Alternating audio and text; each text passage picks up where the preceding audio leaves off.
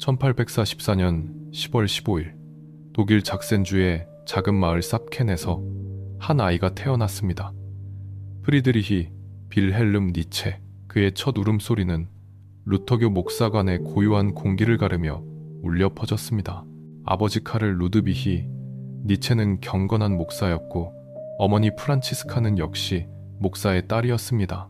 이 아이는 태어나면서부터 신의 말씀으로 가득 찬 세계 속에 놓여 있었습니다. 아침마다 들려오는 기도 소리, 일요일마다 울려 퍼지는 교회 종소리, 그리고 아버지가 설교단에서 읊조리는 성경 구절들이 어린 프리드리히의 세계를 채웠습니다. 하지만 운명은 이 아이에게 잔혹한 시험을 준비해 두고 있었습니다. 1849년 프리드리히가 겨우 4살이 되던 해였습니다. 아버지 카를 루드비히가 갑작스러운 뇌 질환으로 쓰러졌습니다. 병은 빠르게 진행되었고 의사들은 속수무책이었습니다. 어린 프리드리히는 침대에 누워 고통스러워하는 아버지를 바라보았습니다. 한때 힘차게 설교하던 그 목소리는 이제 신음으로 바뀌어 있었고 성경을 펼치던 그 손은 경련으로 떨리고 있었습니다. 몇 달간의 투병 끝에 아버지는 세상을 떠났습니다. 그리고 그로부터 얼마 지나지 않아 어린 동생 요제프마저 세상을 떠나고 말았습니다. 4살 난 아이에게 죽음이란 무엇이었을까요? 아버지가 더 이상 돌아오지 않는다는 것, 동생이 영원히 눈을 감았다는 것. 프리드리히는 장례식장에서 관 속에 누운 아버지를 보았습니다. 검은 옷을 입은 사람들이 울고 있었고 어머니는 오열하고 있었습니다. 그 순간 어린 프리드리히의 마음속에 무언가가 깨졌습니다. 신이 존재한다면 왜 선한 아버지를 데려간 것일까요? 왜 죄 없는 동생을 앗아간 것일까요? 이 질문은 그의 마음 깊은 곳에 씨앗처럼 심어졌고 훗날 그의 사상 전체를 관통하는 핵심이 되었습니다. 아버지의 죽음 이후 가족은 나움부르크로 이사했습니다. 이제 집안은 여성들로만 가득 찼습니다. 어머니 프란치스카, 할머니, 2명의 고모, 그리고 여동생 엘리자베트. 프리드리히는 이 여성들의 세계에서 성장했습니다. 그들은 여전히 경건한 신앙을 유지했고 어린 프리드리히에게도 같은 길을 걷기를 원했습니다. 소녀는 그들의 기대에 부응했습니다. 그는 성경을 열심히 읽었고 교회에 빠짐없이 출석했으며 기도를 올렸습니다. 주변 사람들은 그를 작은 목사라고 불렀습니다. 아버지를 닮아 경건하고 진지한 소년이라고 말했습니다. 하지만 프리드리히의 내면에서는 다른 무언가가 자라나고 있었습니다. 그는 책을 읽기 시작했습니다. 성경뿐만 아니라 고전 문학, 역사, 철학에 관한 책들도 읽었습니다. 특히 고대 그리스와 로마의 세계가 그를 매료시켰습니다. 호메로스의 서사시, 소포클레스의 비극, 플라톤의 대화편들, 이 책들 속에는 기독교와는 다른 세계관이 담겨 있었습니다. 영웅들은 신의 뜻에 순종하지 않았고 인간의 운명은 비극적이었으며 삶은 고통과 투쟁으로 가득 차 있었습니다. 프리드리히는 이 세계에 깊이 빠져들었습니다. 1858년 14살의 프리드리히는 슐포르타 기숙학교에 입학했습니다. 이 학교는 독일에서 가장 명망 있는 교육기관 중 하나였습니다. 수백 년의 전통을 자랑하는 이곳에서 수많은 독일 지식인들이 배출되었습니다. 프리드리히는 장학금을 받고 입학했습니다. 가난한 목사 가정의 아들이었지만 그의 재능은 누구도 부정할 수 없었습니다. 학교는 엄격했습니다. 새벽 5시에 기상종이 울렸고 하루 종일 라틴어, 그리스어, 수학, 역사 수업이 이어졌습니다. 저녁에는 자습 시간이 있었고 밤 9시에 소등되었습니다. 프리드리히는 이 엄격한 체계 속에서 뛰어난 성적을 거두었습니다. 특히 고전 문헌학에서 그는 천재적인 재능을 보였습니다. 그는 라틴어와 그리스어를 마치 모국어처럼 구사했고 고대 문헌을 원문으로 읽고 분석했습니다. 선생님들은 그를 칭찬했고 동급생들은 그를 존경했습니다.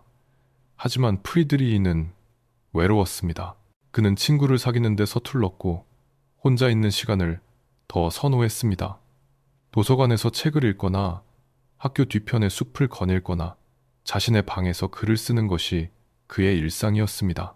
슐포르타에서의 6년 동안 프리드리히는 지적으로 크게 성장했습니다. 그는 소포클레스의 비극을 분석하는 논문을 썼고 고대 그리스 음악에 관한 연구를 진행했으며 시와 음악을 작곡하기도 했습니다. 그는 다재다능한 청년으로 성장하고 있었습니다. 하지만 동시에 그의 내면에서는 신앙에 대한 의문이 커지고 있었습니다. 고대 그리스인들은 기독교를 알지 못했지만 그들의 삶은 얼마나 풍요롭고 아름다웠던가. 그들은 신의 계명에 얽매이지 않았지만 얼마나 자유롭고 창조적이었던가. 이러한 생각들이 프리드리히의 마음속에서 자라나고 있었습니다. 1864년 20살이 된 프리드리히는 본 대학교에 입학했습니다. 어머니와 가족의 기대대로 그는 신학과에 등록했습니다. 아버지의 뒤를 이어 목사가 되는 것, 그것이 가족이 바라는 길이었습니다. 프리드리히도 처음에는 그 길을 따르려 했습니다. 그는 신학 강의를 들었고 성경 연구 세미나에 참석했으며 교회사를 공부했습니다. 하지만 동시에 그는 고전 문헌학 강의도 듣고 있었습니다. 그리고 바로 여기서 그의 운명이 바뀌기 시작했습니다. 본 대학교에서 프리드리히는 새로운 세계를 만났습니다. 19세기 중반의 독일 대학은 지적 혁명의 중심지였습니다. 과학이 발전하고 있었고 역사학이 새롭게 태어나고 있었으며 성경 비평학이라는 새로운 학문이 등장하고 있었습니다. 신학 강의실에서 프리드리히는 충격적인 이야기들을 들었습니다. 교수들은 성경을 신의 말씀이 아니라 역사적 문헌으로 다루었습니다. 그들은 모세오경이 실제로 모세가 쓴 것이 아니라 여러 시대에 걸쳐 편집된 것이라고 말했습니다.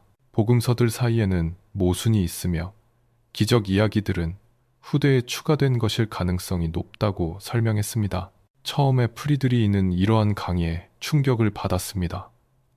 어린 시절부터 절대적 진리로 받아들였던 성경이 인간의 손으로 만들어진 텍스트에 불과하다니. 하지만 동시에 그는 해방감을 느꼈습니다. 의심할 수 없다고 여겼던 것들을 의심할 수 있게 된 것입니다. 그는 더 깊이 탐구하기 시작했습니다. 도서관에서 성경 비평학 서적들을 찾아 읽었고 역사학 논문들을 공부했으며 철학 서적들을 탐독했습니다. 그리고 한 학기가 끝날 무렵 프리드리히는 중대한 결정을 내렸습니다. 그는 신학을 포기하고 고전 문헌학에만 전념하기로 한 것입니다. 이 결정은 가족에게 큰 충격을 주었습니다. 어머니 프란치스카는 울며 편지를 보냈습니다. 아버지의 뒤를 잇지 않겠다는 것이냐고, 신에게 등을 돌리는 것이냐고 물었습니다. 친척들은 프리드리히를 비난했고 배신자라고 불렀습니다. 하지만 프리드리히는 자신의 결정을 굽히지 않았습니다. 그는 어머니에게 정중하지만 단호한 답장을 보냈습니다. 자신은 진리를 추구할 뿐이며 거짓된 신앙을 유지하는 것보다 정직한 회의가 낫다고 썼습니다. 이 편지는 어머니의 마음을 더욱 아프게 했지만 프리드리히는 돌아설 수 없었습니다. 1865년 가을, 프리드리히는 라이프치히로 거처를 옮겼습니다. 본 대학교를 떠나 라이프치히 대학교에서 공부를 계속하기로 한 것입니다. 라이프치히는 당시 독일 출판업의 중심지였고 수많은 서점과 도서관이 있었습니다. 프리드리히는 이 도시의 지적 분위기를 사랑했습니다. 그는 매일 서점을 방문했고 새로운 책들을 찾아 읽었습니다. 그리고 어느 날 한 권의 책이 그의 인생을 완전히 바꾸어 놓았습니다. 그것은 아르투르 쇼펜하우어의 의지와 표상으로서의 세계였습니다. 프리드리히는 우연히 한 고서점에서 이 책을 발견했습니다. 먼지가 쌓인 책장에서 낡은 표지의 두꺼운 책이 그의 눈에 들어왔습니다. 그는 책을 집어들고 몇 페이지를 읽어보았습니다. 그리고 즉시 그 책을 구입했습니다. 하숙집으로 돌아온 그는 침대에 누워 책을 읽기 시작했습니다. 그리고 멈출 수가 없었습니다. 그는 밤새도록 책을 읽었고 다음 날도 그 다음 날도 읽었습니다. 2주 만에 600페이지가 넘는 책을 다 읽었고 다시 처음부터 읽기 시작했습니다. 쇼펜하우어의 철학은 프리드리히에게 계시와 같았습니다. 쇼펜하우어는 말했습니다. 세계의 본질은 이성이 아니라 맹목적인 의지라고. 인간은 이 의지의 노예이며 삶은 본질적으로 고통이라고. 행복은 일시적인 환상에 불과하며 욕망은 결코 충족될 수 없다고. 유일한 구원은 의지의 부정, 즉 욕망으로부터의 해방에 있다고. 이 비관적이고 염세적인 철학이 프리드리히의 마음을 사로잡았습니다. 그것은 그가 어린 시절부터 느껴온 삶의 비극성을 명확하게 표현해 주었습니다. 아버지의 죽음, 동생의 죽음, 그리고 자신이 겪은 수많은 고통들이 이제 철학적 언어로 설명되고 있었습니다. 프리드리히는 쇼펜하우어의 열렬한 신봉자가 되었습니다. 그는 친구들에게 이 철학을 전파했고 쇼펜하우어의 문장들을 암송했으며 그의 초상화를 자신의 방에 걸어두었습니다. 쇼펜하우어는 그에게 새로운 스승이었고 새로운 아버지였으며 새로운 신이었습니다. 하지만 쇼펜하우어 자신은 이미 세상을 떠난 지 오래였습니다. 프리드리히는 그를 직접 만날 수 없었고 단지 책을 통해서만 대화할 수 있었습니다. 그는 살아있는 스승을 갈망했습니다. 그리고 1868년 그의 소원이 이루어졌습니다. 그 해 가을 프리드리히는 라이프치히의 한 살롱에서 리하르트 바그너를 만났습니다. 바그너는 당시 독일에서 가장 유명하고 논쟁적인 음악가였습니다. 그는 오페라를 단순한 오락이 아니라 총체 예술작품으로 만들려 했고 음악을 통해 독일 민족의 신화를 부활시키려 했습니다. 그의 음악은 혁명적이었고 그의 사상은 급진적이었습니다. 프리드리히는 이미 바그너의 음악을 알고 있었고 깊이 감동받았습니다. 특히 트리스탄과 이졸데는 그에게 쇼펜하우어 철학의 음악적 구현처럼 보였습니다. 두 사람의 만남은 전기와 같았습니다. 바그너는 24살의 젊은 고전 문헌학자에게 깊은 인상을 받았고 프리드리히는 55살의 거장에게 완전히 매료되었습니다. 그들은 밤늦게까지 이야기를 나누었습니다. 쇼펜하우어에 대해, 그리스 비극에 대해, 음악의 본질에 대해, 그리고 예술과 인생에 대해. 바그너는 프리드리히를 자신의 집으로 초대했고 프리드리히는 그 초대를 기쁘게 받아들였습니다. 그날 이후 프리드리히는 바그너의 집을 자주 방문했습니다. 그는 바그너가 피아노를 연주하는 것을 들었고 그의 새로운 작품에 대한 이야기를 들었으며 그의 예술적 비전을 공유했습니다. 프리드리히에게 바그너는 단순한 음악가 이상이었습니다. 그는 살아있는 천재였고 독일 문화의 구원자였으며 새로운 시대를 여는 예언자였습니다. 프리드리히는 자신을 바그너의 제자로 그의 사도로 여겼습니다. 그는 바그너의 음악을 세상에 알리는 것을 자신의 사명으로 삼았습니다. 친구들에게 바그너를 찬양하는 편지를 보냈고 바그너의 작품을 분석하는 에세이를 썼으며 모든 사람에게 바그너의 음악을 들으라고 권했습니다. 그는 완전히 바그너에게 빠져 있었습니다. 1869년 봄, 프리드리히에게 놀라운 소식이 전해졌습니다. 스위스 바젤 대학교에서 고전 문헌학 정교수 자리를 제안한 것입니다. 프리드리히는 겨우 24살이었고 아직 박사 학위도 받지 못한 상태였습니다. 하지만 그의 재능은 이미 학계에 널리 알려져 있었습니다. 그가 발표한 논문들은 학자들 사이에서 극찬을 받았고 그의 스승들은 그를 천재로 평가했습니다. 바젤 대학교는 예외적으로 그에게 정교수직을 제안했고 라이프치히 대학교는 논문 심사 없이 박사 학위를 수여했습니다. 이것은 독일 학계 역사상 전례가 없는 일이었습니다. 프리드리히는 이 제안을 받아들였습니다. 1869년 5월 그는 바젤로 이사했고 대학에서 강의를 시작했습니다. 24살의 정교수, 그는 자신보다 나이가 많은 학생들을 가르쳤고 동료 교수들과 어깨를 나란히 했습니다. 처음에는 모든 것이 순조로웠습니다. 학생들은 그의 강의에 감탄했고 대학 당국은 그를 귀한 인재로 대우했습니다. 프리드리히는 자신의 새로운 역할에 만족했습니다. 그는 고대 그리스 문학을 가르쳤고 플라톤과 소크라테스를 논했으며 호메로스와 비극 작가들을 분석했습니다. 하지만 프리드리히의 마음속에는 더 큰 야망이 있었습니다. 그는 단순한 고전 문헌학자로 머물고 싶지 않았습니다. 그는 철학자가 되고 싶었고 시대의 사상가가 되고 싶었으며 문화의 개혁자가 되고 싶었습니다. 그리고 1872년 그는 자신의 첫 번째 책을 출판했습니다. 비극의 탄생이라는 제목의 이 책은 그의 모든 열정과 사상을 담고 있었습니다. 그는 이 책에서 고대 그리스 문화의 본질을 새롭게 해석했습니다. 그에 따르면 그리스 문화는 두 가지 대립하는 힘의 결합에서 탄생했습니다. 아폴론적인 것과 디오니소스적인 것. 아폴론은 질서, 이성, 아름다움을 상징했습니다. 조각과 서사시는 아폴론적 예술이었습니다. 반면 디오니소스는 도취, 열광, 혼돈을 상징했습니다. 음악과 춤은 디오니소스적 예술이었습니다. 프리드리히는 주장했습니다. 그리스 비극은 이 두 힘이 완벽하게 결합된 예술 형식이라고. 비극은 디오니소스적 합창과 아폴론적 대화가 하나로 융합된 것이라고. 그리고 이 비극 정신이야말로 그리스 문화의 위대함의 원천이라고. 하지만 소크라테스의 등장과 함께 이 균형이 깨졌습니다. 소크라테스는 모든 것을 이성으로 설명하려 했고 신비와 도취를 거부했으며 논리와 개념으로 세계를 파악하려 했습니다. 소크라테스 이후 그리스 문화는 쇠퇴했고 디오니소스적 정신은 사라졌습니다. 하지만 프리드리히는 희망을 보았습니다.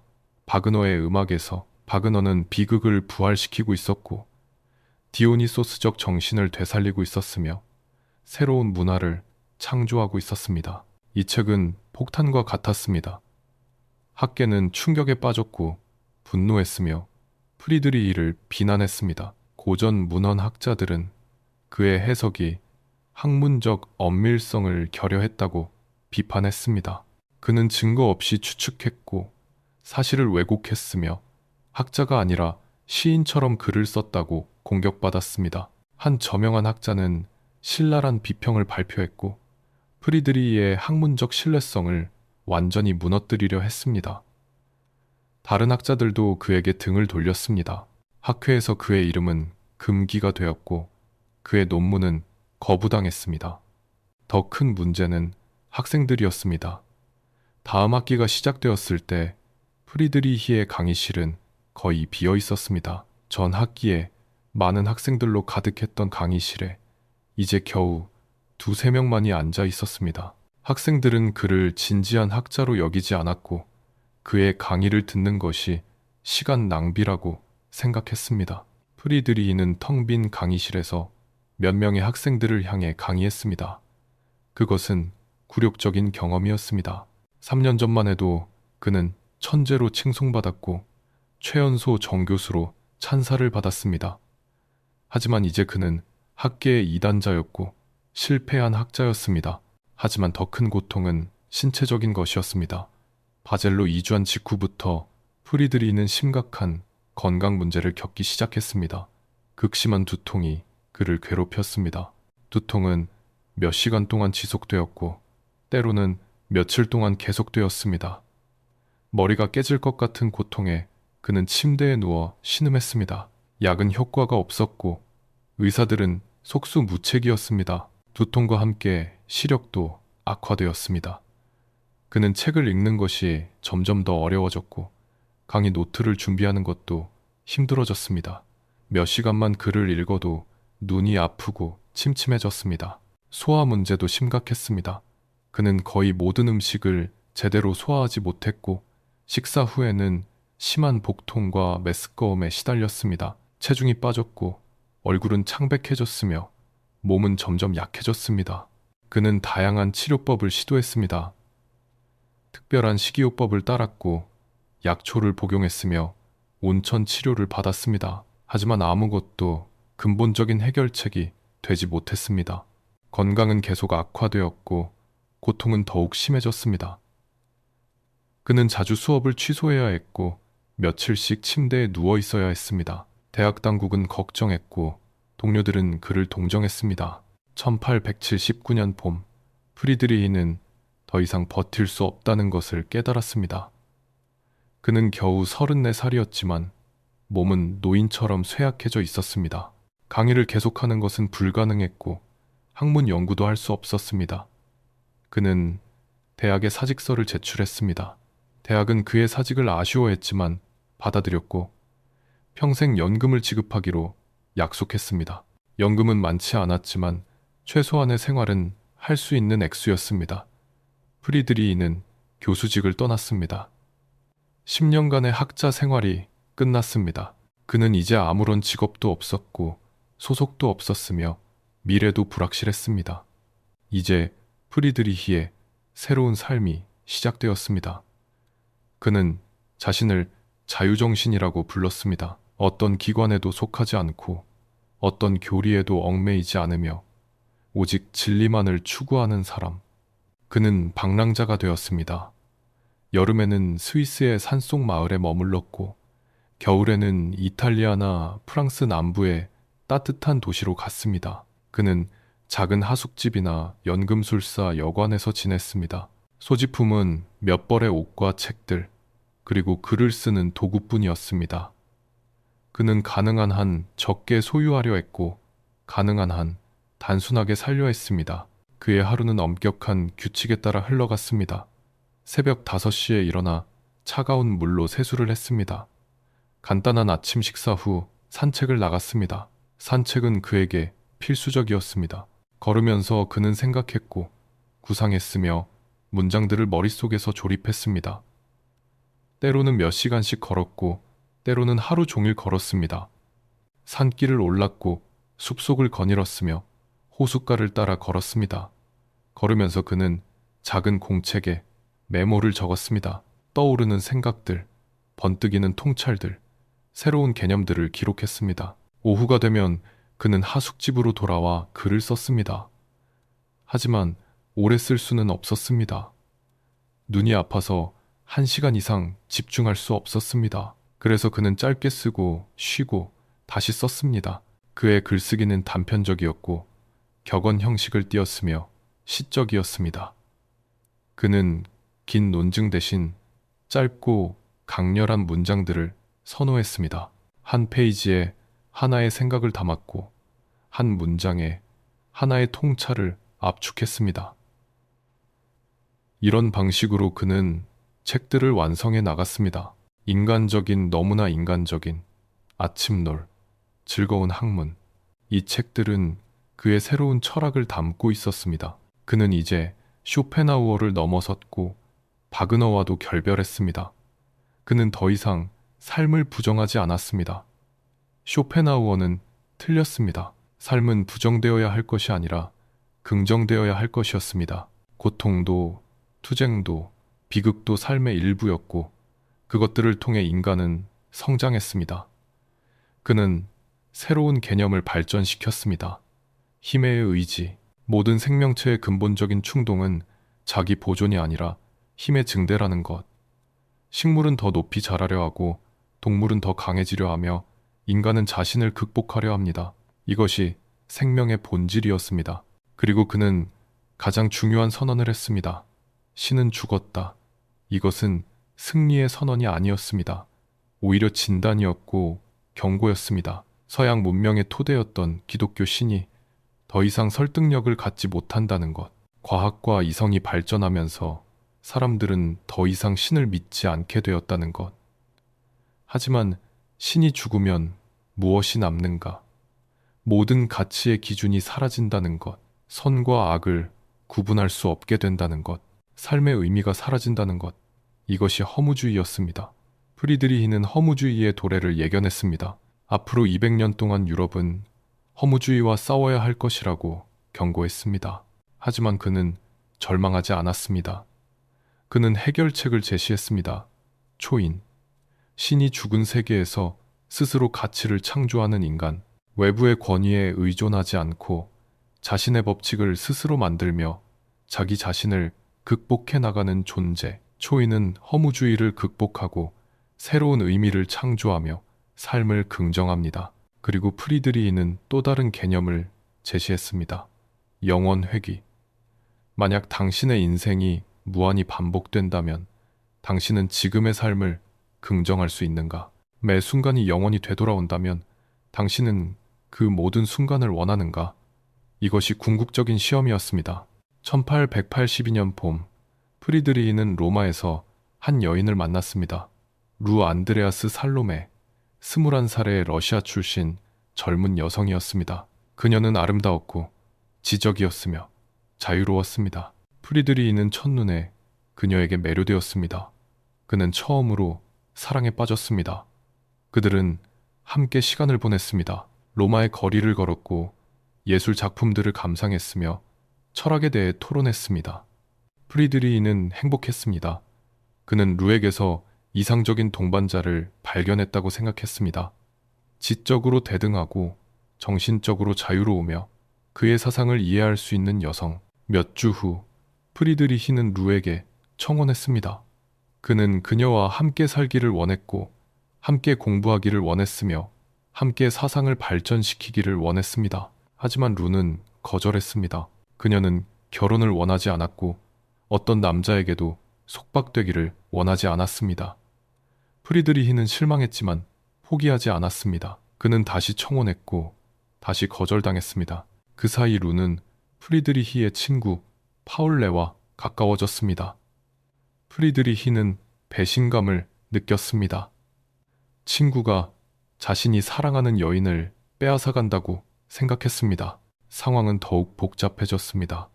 프리드리히의 여동생 엘리자베트가 개입했습니다.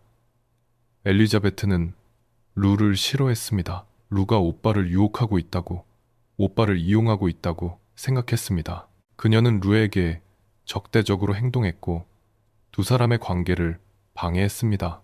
엘리자베트와 루 사이에 격렬한 말다툼이 벌어졌고 프리드리히는 그 사이에서 고통받았습니다. 결국 관계는 파국으로 치달았습니다. 루는 파울과 함께 떠났고 프리드리히는 홀로 남았습니다. 그는 깊은 우울에 빠졌습니다. 이것은 그가 경험한 첫 번째이자 마지막 사랑이었고 그것은 비참하게 끝났습니다. 하지만 이 고통에서 그의 가장 위대한 작품이 탄생했습니다. 차라투스트라는 이렇게 말했다. 그는 스위스의 실스 마리아에서 이 책을 썼습니다.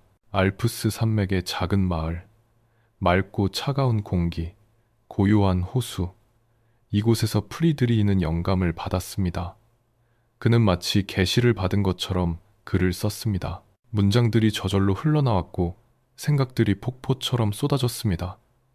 그는 하루에 몇 시간씩 글을 썼고 몇 주 만에 첫 번째 부분을 완성했습니다. 그리고 다음 해에 두 번째 부분을, 그 다음 해에 세 번째 부분을 완성했습니다. 차라투스트라는 이렇게 말했다는 철학서이면서 동시에 시였고 예언서이면서 동시에 산문이었습니다. 고대 페르시아의 예언자 차라투스트라가 산에서 내려와 인간들에게 새로운 가르침을 전하는 이야기였습니다. 그는 초인을 가르쳤고 영원 회귀를 설파했으며 신의 죽음을 선언했습니다.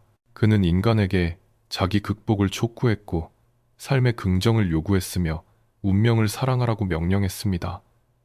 책은 아름다웠고 강렬했으며 독특했습니다. 프리드리히는 이것이 자신의 최고 걸작이라고 확신했습니다. 그는 이 책이 세상을 바꿀 것이라고 믿었습니다. 하지만 세상은 침묵했습니다. 책은 거의 팔리지 않았습니다. 비평가들은 무시했고 철학자들은 읽지 않았으며 대중은 관심이 없었습니다. 프리드리히는 절망했습니다. 그는 자신의 생애 최고의 작품을 썼지만 아무도 읽지 않았습니다. 그는 자신이 시대를 너무 앞서갔다고 생각했습니다. 사람들이 아직 그의 사상을 이해할 준비가 되지 않았다고 믿었습니다. 그래서 그는 계속 썼습니다. 더 많은 책을 쓰고 더 명확하게 설명하며 더 강하게 주장하면 언젠가는 사람들이 이해할 것이라고 생각했습니다. 1888년은 프리드리히에게 기적과 같은 해였습니다. 그는 전례 없는 창조적 에너지를 경험했습니다. 마치 불꽃이 마지막으로 가장 밝게 타오르듯이 그의 정신은 엄청난 속도로 작동했습니다. 그는 이탈리아 북부의 도시 토리노에 머물고 있었습니다. 그곳의 맑은 공기와 아름다운 건축물이 그에게 영감을 주었습니다. 그는 아침 일찍 일어나 산책을 하고 돌아와서 몇 시간 동안 글을 썼습니다. 그리고 저녁에 다시 산책을 나가 생각을 정리했습니다. 이 한 해 동안 그는 5권의 책을 완성했습니다. 바그너의 경우, 우상의 황혼, 안티크리스트, 이 사람을 보라, 그리고 디오니소스 창가. 각각의 책은 강렬했고 도발적이었으며 혁명적이었습니다. 우상의 황혼에서 그는 서양 철학의 모든 위대한 사상가들을 비판했습니다. 플라톤은 현실을 부정했고 소크라테스는 본능을 억압했으며 칸트는 인식을 제안했습니다. 그들은 모두 삶을 부정하는 철학자들이었습니다. 안티크리스트에서 그는 기독교에 대한 전면적인 공격을 감행했습니다. 기독교는 약자의 도덕이라고 선언했습니다. 기독교는 강한 자를 죄인으로 만들고 약한 자를 성인으로 만들며 삶을 부정하고 죽음을 찬양합니다. 기독교는 인류에게 가장 큰 재앙이었다고 그는 주장했습니다. 이것은 극단적인 주장이었고 신성모독적이었으며 위험한 것이었습니다. 하지만 프리드리히는 진실을 말해야 한다고 믿었습니다. 이 사람을 보라는 자서전이었습니다. 하지만 보통의 자서전이 아니었습니다. 그는 자신의 삶을 과장했고 자신의 업적을 찬양했으며 자신을 운명으로 선언했습니다. 책의 장 제목들은 기이했습니다. 내가 왜 이렇게 현명한가? 내가 왜 이렇게 영리한가? 내가 왜 이렇게 좋은 책들을 쓰는가? 내가 왜 하나의 운명인가? 이것은 거만해 보였고 자기 도취적으로 보였으며 정신 이상처럼 보였습니다. 실제로 이것은 정신 이상의 징후였습니다. 1818년 말 프리드리히의 정신 상태는 점점 불안정해졌습니다. 그는 자신이 위대한 사명을 가지고 있다고 확신했습니다. 그는 세계를 둘로 나눌 것이라고 믿었습니다. 그의 사상을 받아들이는 자들과 거부하는 자들로 그는 자신을 디오니소스의 화신으로 여겼고 때로는 십자가에 못 박힌 자로 여겼습니다. 그는 친구들에게 이상한 편지를 보냈습니다. 과장된 표현들, 웅장한 선언들, 신비로운 암시들로 가득한 편지들이었습니다. 친구들은 걱정했지만 프리드리히는 자신이 완벽하게 정상이라고 주장했습니다. 1889년 1월 3일 토리노의 카를로 알베르토 광장에서 그것은 일어났습니다. 프리드리히는 산책을 나갔다가 광장을 지나고 있었습니다. 그곳에서 그는 한 마부가 말을 거칠게 다루는 것을 보았습니다. 말은 짐을 끌기를 거부했고 마부는 채찍으로 말을 때렸습니다. 프리드리히는 그 광경을 보고 달려갔습니다. 그는 말에 목을 껴안고 울기 시작했습니다. 그리고 그대로 쓰러졌습니다. 주변 사람들이 그를 일으켰고 하숙집으로 데려갔습니다. 그날 이후 프리드리히는 다시는 정상으로 돌아오지 못했습니다. 그는 하숙집 방에서 피아노를 치며 노래를 불렀고 의미 없는 말들을 외쳤으며 춤을 추었습니다. 그는 편지를 쓰기 시작했습니다. 유럽의 군주들에게, 교황에게, 친구들에게. 편지들은 혼란스러웠습니다. 그는 자신을 디오니소스라고 서명했고 때로는 십자가에 못 박힌 자라고 서명했습니다. 그는 세계가 곧 변화할 것이라고 예언했고 새로운 시대가 시작될 것이라고 선언했습니다. 친구들이 급히 토리노로 왔습니다. 그들은 프리드리히의 상태를 보고 충격을 받았습니다. 한때 그토록 명석했던 정신이 이제 혼란 속에 빠져 있었습니다. 그들은 그를 스위스의 정신병원으로 옮겼습니다. 의사들은 진단을 내렸습니다. 진행성 마비. 이것은 매독의 말기 증상이었습니다. 치료법은 없었고 회복의 가능성도 없었습니다. 프리드리히는 서서히 죽어가고 있었습니다. 몇 달 후 그의 어머니 프란치스카가 그를 데리러 왔습니다. 그녀는 이제 늙은 여인이었지만 여전히 아들을 사랑했습니다. 그녀는 프리드리히를 나움부르크의 집으로 데려갔습니다. 프리드리히가 어린 시절을 보낸 그 집으로. 그곳에서 프란치스카는 아들을 돌보았습니다. 그녀는 그에게 밥을 먹였고 옷을 갈아입혔으며 산책을 시켰습니다. 프리드리히는 순한 아이처럼 어머니를 따랐습니다. 그는 더 이상 말을 하지 않았고 글을 쓰지 않았으며 생각하지 않았습니다. 그의 정신은 사라졌고 단지 몸만이 남아 있었습니다. 1897년 프란치스카가 세상을 떠났습니다. 이제 여동생 엘리자베트가 오빠를 돌보게 되었습니다. 엘리자베트는 프리드리히를 바이마르로 데려갔습니다. 괴테와 실러의 도시, 독일 문화의 중심지, 그곳에서 프리드리히는 큰 집에서 지냈습니다. 엘리자베트는 오빠의 명성을 이용하기 시작했습니다. 그녀는 방문객들을 받았고 오빠를 전시했으며 그의 저작들을 관리했습니다. 하지만 그녀는 오빠의 사상을 이해하지 못했고 자신의 편견에 따라 그의 글들을 편집했습니다. 엘리자베트는 권력의 의지라는 책을 편찬했습니다. 그녀는 프리드리히의 유고에서 단편들을 선택하고 배열하여 하나의 책으로 만들었습니다. 하지만 이 과정에서 그녀는 오빠의 의도를 왜곡했고 자신의 정치적 견해를 투영했습니다. 엘리자베트는 반유대주의자였고 독일 민족주의자였으며 권위주의를 선호했습니다. 그녀가 편집한 니체는 실제 니체와 달랐습니다. 그리고 이 왜곡된 니체가 세상에 알려지기 시작했습니다. 20세기 초 니체의 명성은 급격히 높아졌습니다. 사람들은 이제 그의 책을 읽기 시작했고 그의 사상에 관심을 가졌습니다. 하지만 불행하게도 그의 사상은 종종 오해되었습니다. 특히 초인 개념과 힘의 의지는 위험한 방식으로 해석되었습니다. 1930년대 나치는 니체를 자신들의 이데올로그로 채택했습니다. 그들은 초인을 아리아 인종의 우월성으로 해석했고 힘의 의지를 정복과 지배로 이해했습니다. 엘리자베트는 이러한 오해를 바로잡지 않았고 오히려 히틀러와 친분을 맺었습니다. 하지만 실제 니체는 반유대주의를 경멸했고 민족주의를 비판했으며 국가를 차가운 괴물이라고 불렀습니다. 그는 독일 민족의 우월성을 믿지 않았고 유럽의 통합을 꿈꾸었으며 좋은 유럽인이 되기를 원했습니다. 그의 초인은 생물학적 우월성이 아니라 정신적 자기 극복을 의미했습니다. 그의 힘의 의지는 정치적 권력이 아니라 자기 완성을 향한 충동이었습니다.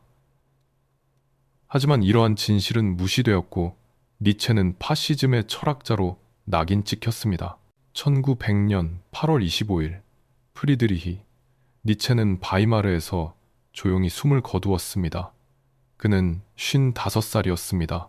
마지막 11년 동안 그는 정신을 잃고 살았고 말도 하지 못했으며 자신이 누구인지도 몰랐습니다. 한때 유럽에서 가장 날카로운 정신을 가졌던 사람이 텅 빈 껍데기로 살다가 죽었습니다. 그의 장례식은 성대했습니다.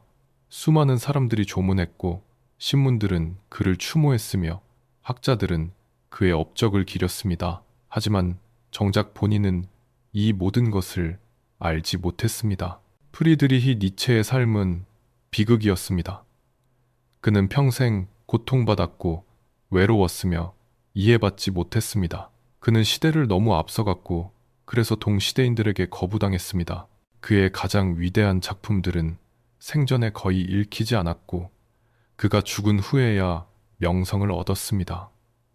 하지만 그 명성마저도 종종 오해와 왜곡으로 얼룩졌습니다. 그는 자신이 운명이라고 말했지만 그 운명은 잔혹했습니다. 그러나 그의 사상은 살아남았습니다. 신의 죽음, 초인, 영원 회귀, 힘의 의지, 이 개념들은 20세기 철학과 문화를 형성했고 오늘날까지도 우리에게 질문을 던지고 있습니다. 프리드리히 니체는 죽었지만 그의 말은 여전히 울려 퍼지고 있습니다.